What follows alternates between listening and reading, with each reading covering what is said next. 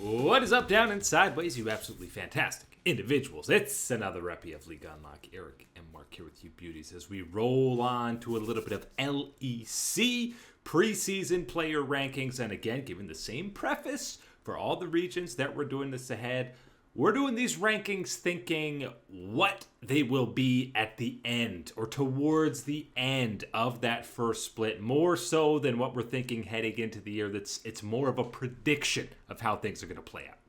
It's like those candies where you get two flavors within the packet. That's how this feels, because you're getting that preview flavor, but you're also getting a little bit of that prediction action where we're moving some of these players around more so where you feel like they should be at the very beginning of the year.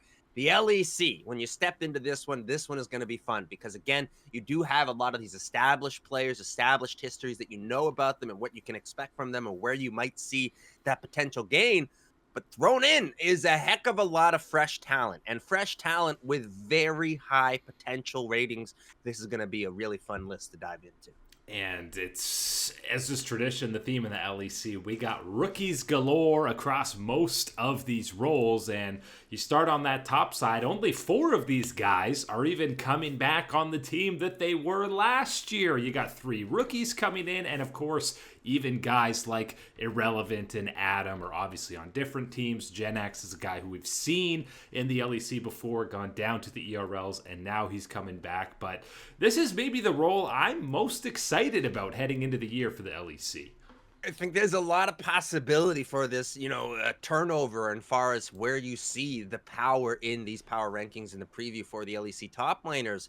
I'm looking immediately kind of like right into that middle zone of established guys like Oskirin and Adam, which have, fallen behind where you would want them to be, where the potential and all these type of growth and gains, where they're, I think, a little bit behind the expectation, and obviously in different levels with what they can provide and what they do on the Rift. I'm looking for that big bounce back this year for both of these guys to reestablish and reinsert themselves into that top conversation for the LEC top laners, which you find themselves not in heading into the year. And they're going to have very different roles on their new squads. We know Oscarinen is more the supportive, weak side player, still going to remain the same with Upset coming in and the core of that Fnatic mid-jungle duo being the same. Whereas Adam on this rogue lineup that we know, Patrick and Larson are both pretty passive players. There's going to be, I feel like, a lot more playmaking pressure on somebody like Adam, who is historically better at that than Oscarinen. Right, I was going to say, and I think one of those things is where Adam thrives, is when he does have to put that onus on himself to be a mover, to be a shaker within the game that changes how the thing is and how things are set up, given that you have a more, laid back, and laid back is really the wrong word, but more so a hesitant maybe bot lane in something like Patrick and the stars that you have on that team. I'm looking for Adam to have a big year. But again, there's a lot of other names ahead of them on this list, and that's where we're talking about the movement in the top lane. Yeah, and that's, again, obviously kind of making some assumptions or predictions when you get to this top half. Somebody like Nako coming in as the rookie. I'm thinking he's going to be the featured guy on Vitality. We've seen him play Vayne top, all these other kind of off-meta carry champions that he dominated the ERL scene. So expect him to be the most exciting rookie. But again, some of these other guys are exciting as well. But the real top half here are names we're familiar with. It's 4 guys who were in the league last year. I think we're expecting more out of Kana with this new look Carmine Corp lineup.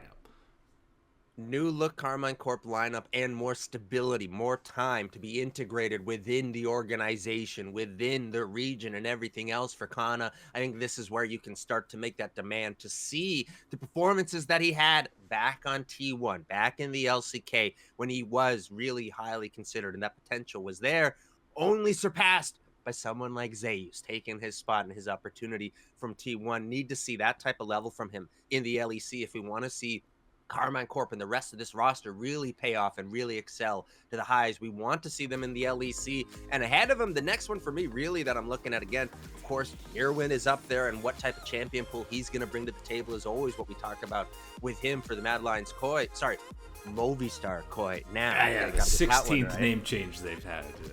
But I want to give a shout out to the guy at number 2 behind our top dog, and Broken Blade is irrelevant because he has been continuing a slow but steady climb up the way the top laner rankings in the LEC. And I think this might be a time, an opportunity, a year where he can leapfrog someone like Broken Blade, who, by the way, we saw lots of improvements, lots of good gameplay from last year. So I think that is a tough task to ask for, but irrelevant. He's been up for every single one of these challenges through his career.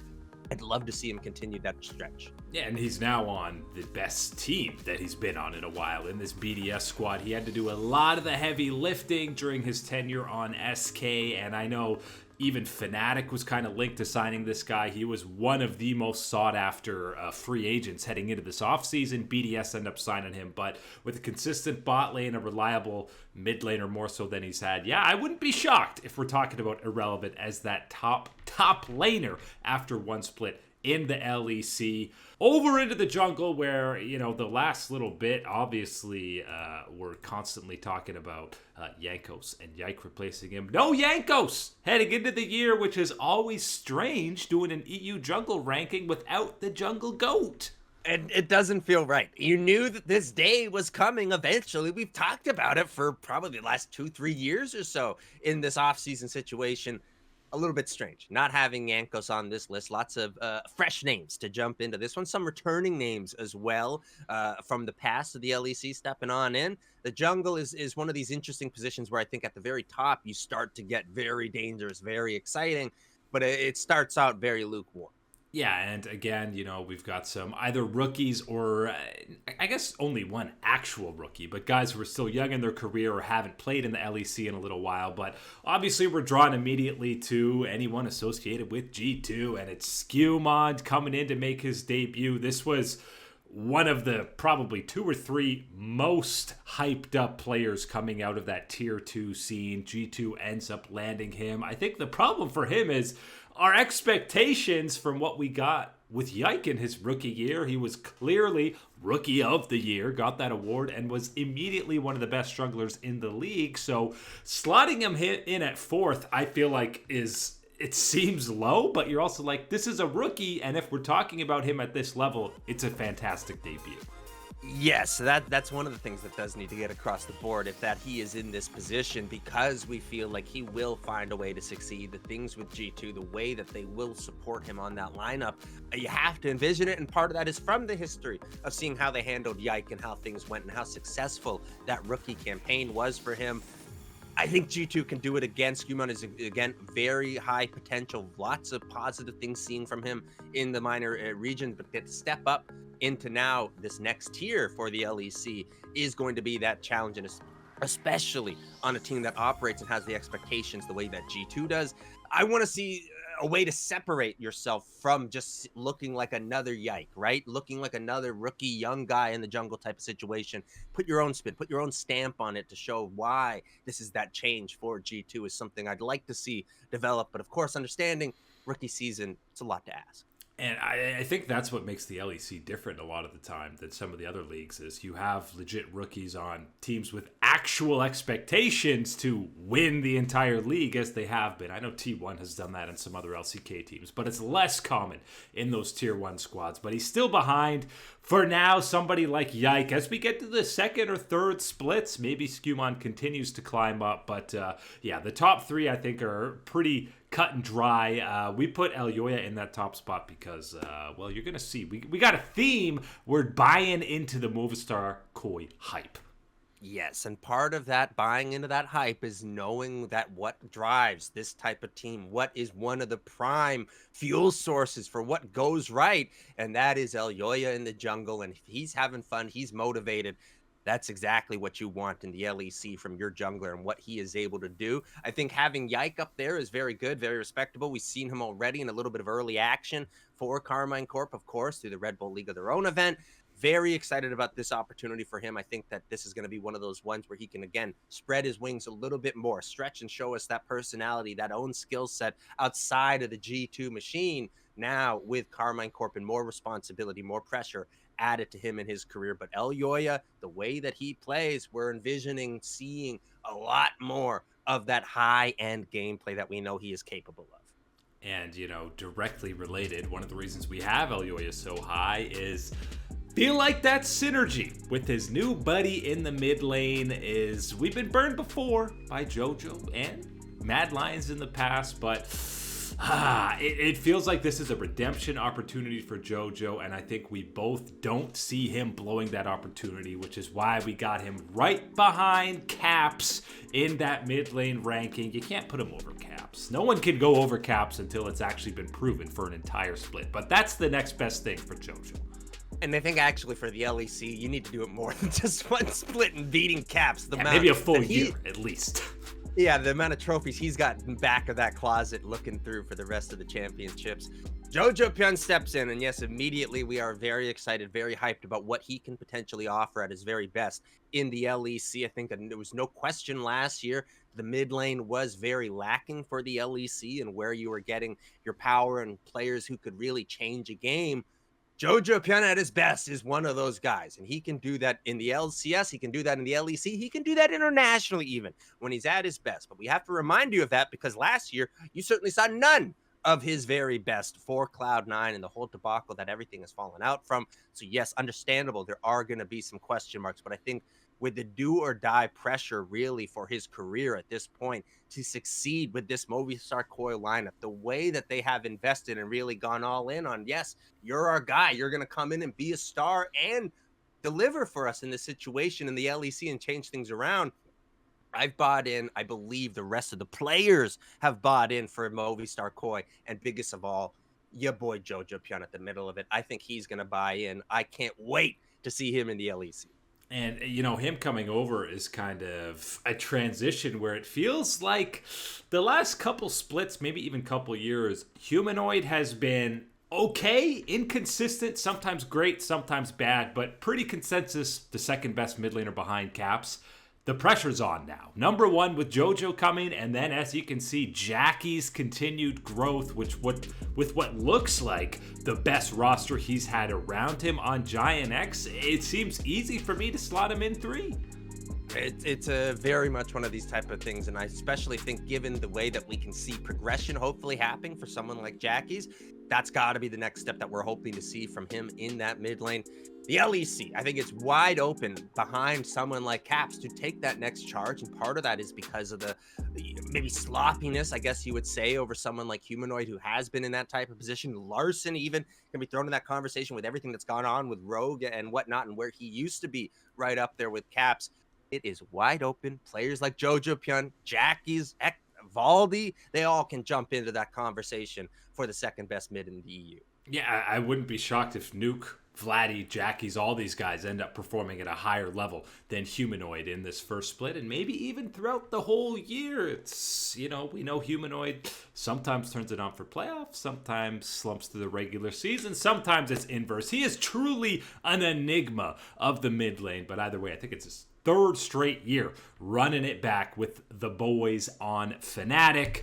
Down to that bot lane, and this was kind of a theme we talked about when we did the the LTA North rankings ahead of this, and I'm hyped about top lane in both leagues, but again, 80 carry in the LEC, I'm looking at it going, I don't know. I don't see this matching up internationally. Obviously, there's a lot of familiar names. There's some young guys, but when you pull up the list and you see Kalist in that top spot. And again, this is where we preface, if you randomly clicked ahead on this video, this is our prediction for how it'll be at the end of the split. The guy hasn't played an LEC game, so yes, you can't put him one purely on preseason, but it's not the most stacked talent pool, and if he lives up to even 70% of the hype that this guy has, he's skyrocketing to number one. It's a similar territory to like the mid lane position, except you're lacking a Caps in that very unquestioned top position here. And especially when you consider, well, who would have been that number one type of one, and you're going through it. Well, you see a lot of those guys from 2 to 5, or maybe even 6 on this list as you're looking down and thinking about the guys that we have seen established, what you know about them, even the ones that are performing at the very best in the LEC. Knowing that against the potential that Kalist has offered and promised and shown on the Rift throughout his time with the Carmine Corp group, you can't not want to throw him at the very top of it, and where you see it for right now. If this is a preview prediction, I can understand if it was a preview, you could maybe be a little bit more conservative. You'd throw him in more so in that maybe 5 to 3 type of zone in the very beginning. But if we're doing the prediction part of this as well, I'm instantly throwing him in there. I'm all in on Khalees. And I know maybe some of his opposition are going to be even more motivated to play against him because there's so much hype, especially somebody like Hans Sama, who obviously there was all those rumors in the offseason that G2 wanted to swipe Khalees from KC and get him onto G2. So I feel like Hans Sama's going to play with a little bit of an extra chip on his shoulder. But, I mean, sandwiched in between them, Noah and Ice have been the pillars of consistency when it comes to 80 carries over the last year and a half, 2 years in the LEC. And then what level are we actually going to get from Upset after not seeing him for a little while? That's one of the X factors that's just waiting here in this type of one, because being cautious with where you're ranking him, because you know that he is capable of pushing himself up into that top 3, top 2 type of conversation in this region. Are you going to get it is the real question mark here. And that's one of those things where it comes down to that individual performance. It comes down to how the situation and the operations are running for Fnatic at this time. And that's where I have some more doubts and some more lingering things, what prevents me from throwing them up even higher. But I like that angle that you're talking about, where there will be a target on Khalees back right away. And I think back to a lot of, NHL, NFL, MLB, NBA, where you have a very highly regarded prospect. A lot of the guys that are in the leagues or other rookies around that time, they got that target on your back to prove that we've got something that you don't. We're better than you in this type of way, whatever it is. I want to see Khalees rise above that, and I want to see where that rises the rest of the competition in the LEC to try and catch him, try and beat him. Because a lot of the second half of these LEC 80 carries are guys we've seen for a long time. Flackett, Patrick, Carzy, these are guys who at times we've talked about in that top 3 category, but the last couple of years, they haven't been the de facto guys on their squads, or they have for a game and then the reliability the next one. Yeah, when you're looking at that bottom 3 in this type of one with established guys, Carzy, Patrick, you're talking a Flackett as well. You're looking at those 3. We've seen them in the LEC. And when you're doing a preview prediction type of list like this, you get to kind of look at it on paper. We have the pros and cons for all these guys. You get down to these 3, you do have the pro that they are able to change a game. They are able to give you these miraculous ADC performances that we have talked about before. Are you going to get those on a consistent basis? And right now we have enough of a track record that there's a negative mark that says, no, you're not. I don't think you can bet or gamble on that one. I'm taking the rest of the LEC ADCs at this point. I'm willing to be wrong about these bottom 3. Especially 2 of them have, rookie supports alongside them. And obviously Carzy and Hylissang, the mad scientist bot lane. We know how that can end up sometimes. Yeah, I'm going very conservative on the preview prediction when it's coming to the Carzy Hylissang bot lane. I've been burned on that one before. Their buddies, those supports heading into this year. This is, again, like top lane, a lot of rookies to be looking at. As we just mentioned, guys like Loopy, Stend, but the hyped up rookie, and Execute, by the way, coming back. We remember him dominating on Pyke many splits ago. But Parus in that top 3. This guy was right alongside Skewmond as the most hyped up dude coming in. You pair him with a consistent 80 carry in Ice, and all of a sudden, I'm expecting BDS to be one of the premier bot lanes in the entire league. And it's another one of these angles that is added to BDS at this point. You might have lost the angle that Adam can provide in that top side. You are absolutely gaining a lot in the different areas with Irrelevant in that type of move. But you're adding in now this support with a major amount of playmaking. That's the big one for me that you're coming into this one for BDS. And that's something that I don't think they necessarily were able to get at any other previous year. So the playmaking that you're going to now get from this rookie support is the exciting factor for me when I'm looking at this. And obviously, guy he's replacing, Labrov, definitely had the playmaking abilities, and he's kind of the much maligned change to G2 because people are saying, is that even an upgrade over Mickey? We got him ahead of him at the end of this list. I think G2 is going to be a much better team than Fnatic, and I think Mickey's going to slide into this Fnatic lineup and go, man, we didn't have as many issues as I thought on G2 compared to this. I think one of the things that is going to be the separation between Person and Labrov is really going to be about. I think Labrov is excellent at making the engage for the team on a lot of these situations where it is more of a standard type of one. If you need to get flashy, that's where I'm looking at Powers making that play, making that difference in that playmaking ability for a team like BDS. But yes, right at the very top, it's Alvaro is who I'm looking for with these Movistar core and what he can do for this team. I think a lot of us looking through last year, the ups and downs of that team, one of the more consistent points, one of the biggest positives that you could always see is Alvaro's play and what he was setting up and how he could contribute for the team. I think now, again, having every expectation, every hype that we have right now about this Movistar core lineup and how things should operate and play out, he is going to be a big winner, big benefiter this year in the LEC. And I think, obviously, at Worlds, to qualify for Swiss stage, that series against PSG, he played a nearly perfect series to get Mad Lions to that next round. But if Mirwin's reaching some of the highs he reached last year, the bot lane's reaching some of the highs that they got at Worlds, JoJo, even on Cloud9, he still had some 1v9 performances. If all these guys are hitting near the top level that we've seen out of them, this team can win the whole split. And the scariest thing for the rest of the LEC that I got to bring into mind is we talk so much about Elyoya and Jojo Pyun synergy and how that'll develop and their motivations and everything else. Jojo Pyun is one of these mid laners that does develop synergy and rely a lot upon that support to make the plays. Of course, the Vulcan, a big part of that within his time in the LCS, didn't work the last time around with Cloud9. I'm looking at this one finding success with the Movistar Koi, with Alvaro in that support position. I think that he'll find a way to build that synergy and chemistry as well with the new mid laner for the team.